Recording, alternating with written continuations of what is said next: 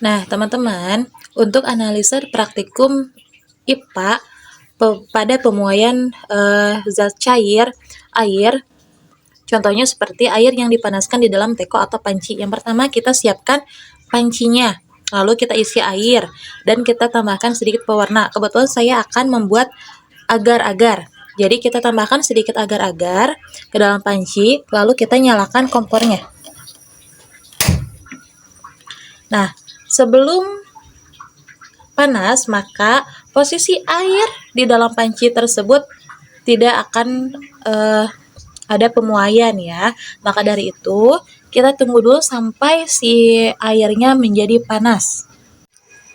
Nah, teman-teman, pemuaian pada zat cair melibatkan muai ruang atau muai volume. Suhu yang diberikan akan menentukan besar pemuaian volume pada zat cair. Saat air dimasukkan ke teko, dia akan diisi setengah dari ukuran teko tersebut. Karena apa? Karena setelah dipanaskan, maka air akan menguap ke atas melebihi batas awalnya. Karenanya, jika zat cair diberikan suhu yang tinggi, maka semakin tinggi juga pemuaian volume pada zat cair tersebut. Jadi ini, sebelum dipanaskan, si airnya akan diam ya, belum memuai. Kita tunggu sampai nanti si airnya sampai panas, maka dia akan memuai. Nah, teman-teman, setelah menunggu beberapa menit, maka terjadilah suhu pemanasan yang dialurkan dari api ke dalam panci, maka si panci tersebut akan melakukan pemuaian volume.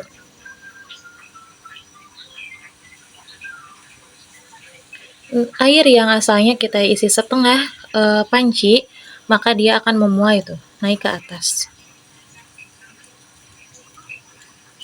Melebihi dari ukuran yang sebelumnya ya. Ini adalah contoh dari praktikum pemuaian pada zat cair.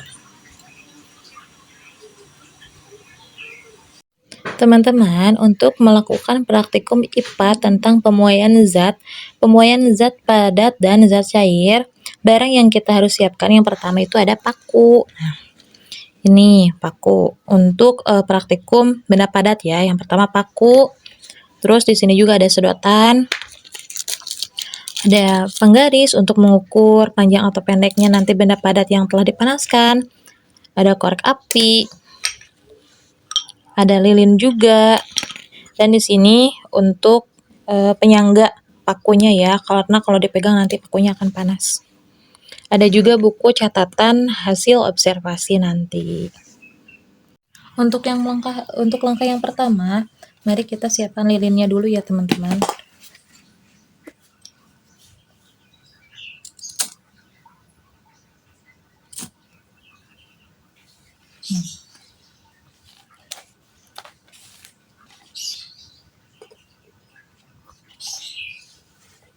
Lalu kita bakar ujungnya.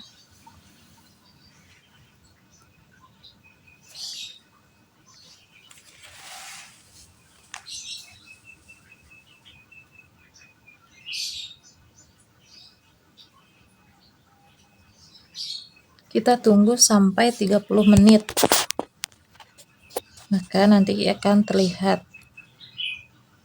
hasil pemuaiannya.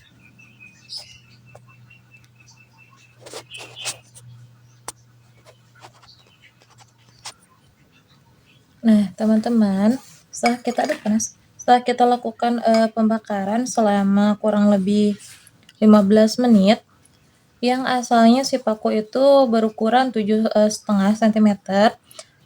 Sebelum dipanaskan, dia berukuran 7,5 cm. Lalu, setelah dipanaskan, maka si paku itu akan menjadi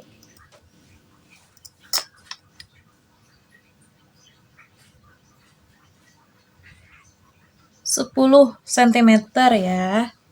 Berarti di sini bisa dijelaskan bahwa paku mengalami perubahan, yaitu mengalami pemuaian memanjang setelah kita panaskan selama 15 menit.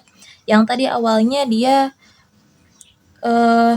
berukuran 7,5 cm, lalu setelah dipanaskan maka menjadi memanjang karena adanya gesekan panas. Karena setelah pemuaian paku ditemukan jarak partikel menjadi semakin besar sehingga menyebabkan pemuaian panjang, luas, dan volume dari suatu benda padat tersebut. Pada pemuaian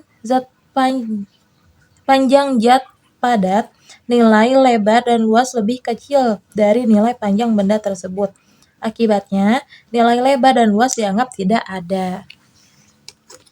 Nah, teman-teman, di sini saya juga akan melakukan praktikum tentang zat padat, benda padat ya. Yang pertama, kita siapkan sedotan dan lilin yang sudah kita nyalakan. Lalu kita bakar benda padat sedotan tersebut. Apa yang akan terjadi? Apakah dia akan memanjang seperti paku atau dia akan berkurang?